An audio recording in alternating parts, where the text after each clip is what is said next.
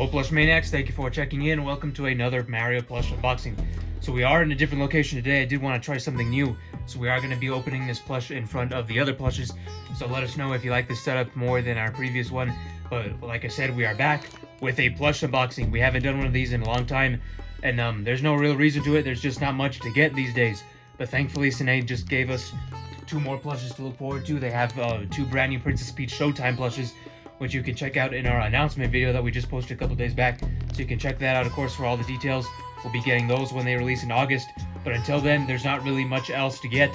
But this guy right here that I've been holding is one that I've been kind of putting off for a while for a multitude of reasons. One, there's just been a lot of fakes that we've been wanting to get to. And we haven't been able to find him for a good price until now. So this is the old 2013 red tag Sine Dry Bones. And not many people talk about this guy for some reason. But I always thought he looked really good. Very nostalgic fella. 2013, one of my favorite years. That also had Birdo and Daisy and Kamek. So Dry Bones was also a part of that wave. Now let's get this fella open.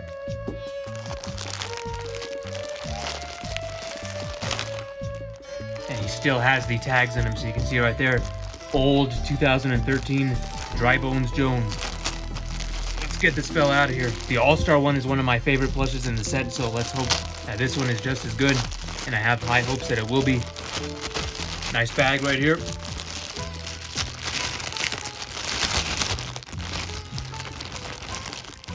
And here he is, the 2013 Sine Dry Bones with his hook and his tag. This guy is phenomenal already.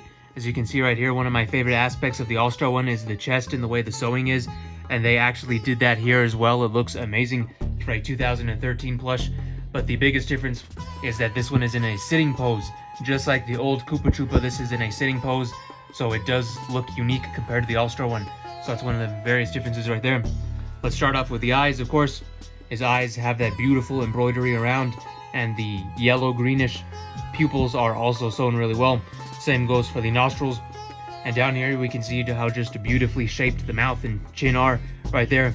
Kind of has that same expression that the old 2013 Kamek looks, with that little point at the bottom right there. So that's a pretty interesting note. The teeth are flat and are made with felt, of course. And the one thing that I'm noticing right away is that there is more definition to the back of the head. I don't remember off the top of my head if the All-Star Dry Bones is like that. But yes, this one has a lot more shape in the back, which looks very, very fun. Looks very good, rather.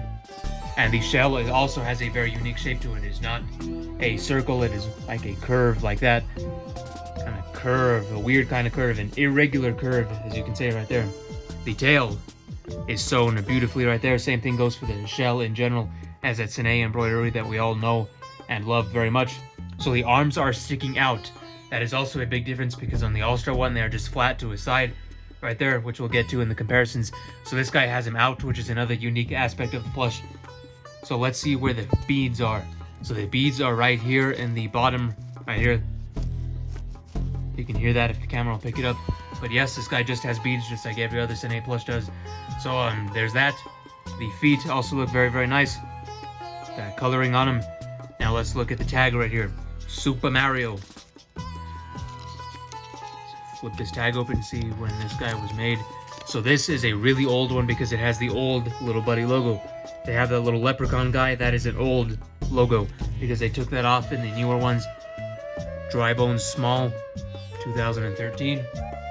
And it has the new logo on there, so I'm assuming that this is a much more recent production, maybe 2015. Yep. The 20th, the 10th. So that is the 20th of October, 2015. So they made this just a couple of days after Yoshi's Woolly World came out on the 16th. That's very nice to think about. So this is a much later one, of course, with the new logo and all that. So pretty much wraps up the unboxing. I'm very impressed with this plush. I've been wanting it for a long time. Very glad I was able to add it to the collection after so many years. And it's one of the very last ones from this set that we actually needed. Because the only ones that I think we need now are the big Mario Yoshis, the medium Mario and Yoshis, and of course like the Diddy Kong and the Blooper and the Donkey Kong holding the barrel. So hopefully we can finish that set very, very soon. But we are one step closer to that with this Dry Bones, which I'm very proud with and excited to have in the collection. So let's get on to the comparisons with this fella. Okay, we're back. Here's the old 2013 Dry Bones. Here's the All-Star Dry Bones. Like I said earlier, the biggest difference is the posture. This one is standing up, this one is sitting. And another thing that I noticed right away is the coloration of the head and the skin, or the bone rather. So the bone on this one is a darker gray, this one is a lighter gray, and it kind of has a bluish tint to it. So I'm not sure if it's just the one that I have, but it does look a lot more blue compared to the All-Star one. And the eyes, of course, go much higher on this one, of course. But a lot of the same stitch quality appears to be consistent between the two of them. But like I said, with the head, this one has a much more defined shape on the back of the head, which I think is very unique compared to this one, which doesn't have as big of a curve or a bump, which makes this one all the more unique, in my opinion. And again, the arms are much bigger. This one actually kind of looks like boxing gloves with how big they are. So look at that right there. Then the feet, they're pretty much the same. They kept the same coloration on the gloves and on the feet, or the boots, of course. And another thing that I want to point out is just how this one kind of looks like it has a turtleneck. Like this, you can kind of flop it around. This one is a lot more stiff. And I don't know which one I like more. I love both of these plushes. So there's that overview. And the beads are not in the butt for the All-Star one, they are in the feet. So let's see if we can get that. He has two tiny sacks of beads in the feet, and this one is in the bottom of the butt, just like how I would assume that the Koopa Troopa would have, but we don't have that one yet, and that's also another one that we need to get, is Old Koopa Troopa. So,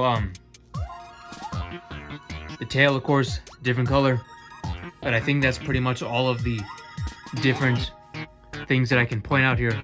Of course, the stitching on the arm is a lot wider on the All-Star one, but other than that, they pretty much share the same consistent, excellent quality build from Sine. So there's that, and we'll compare it to one that is very interesting that I'm very intrigued to compare it with, and then we have a fake Dry Bones. So here we have the official one. This was our very first Dry Bones plush. It is a fake, and it was actually based off of this guy right here. So it's very cool to finally have the one that this was based off of. So let's see right here, you can obviously see how much derpier this one looks. Has weird colored teeth, and the teeth are kind of peeling off already. Just goes to show that there's no quality at all with fakes. And this one actually does have beads, I'm pretty sure, but it's like in the throat area, which is very, very weird. So there's a, for some reason, there's like this weird set of fake bootlegs that have this long Nintendo tag. And this is actually from the DS era, like the new Super Mario Bros. That had this red logo.